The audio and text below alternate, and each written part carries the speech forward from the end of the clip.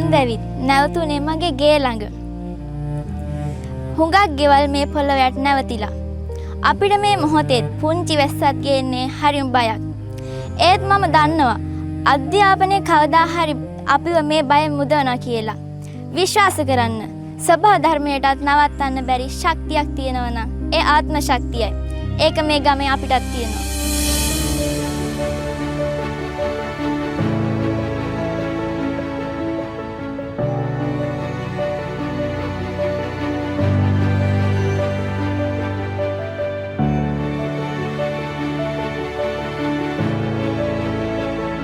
දිත්වා කියන්නේ අපිට පාඩමක්.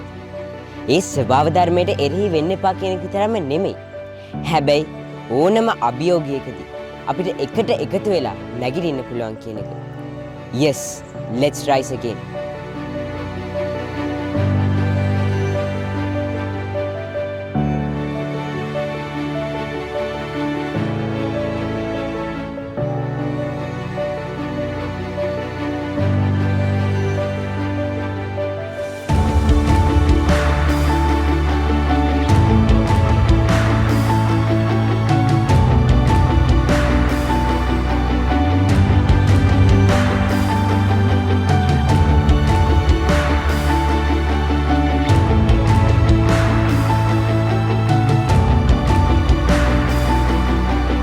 ස්වභාව ධර්මයේ අභියෝග හමුවේ අපි නොසැලී ඉමු.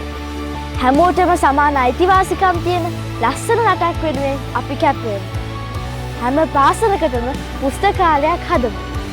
එන්න අපිට පුළුවන් පුංචි කොටස අපි කරමු.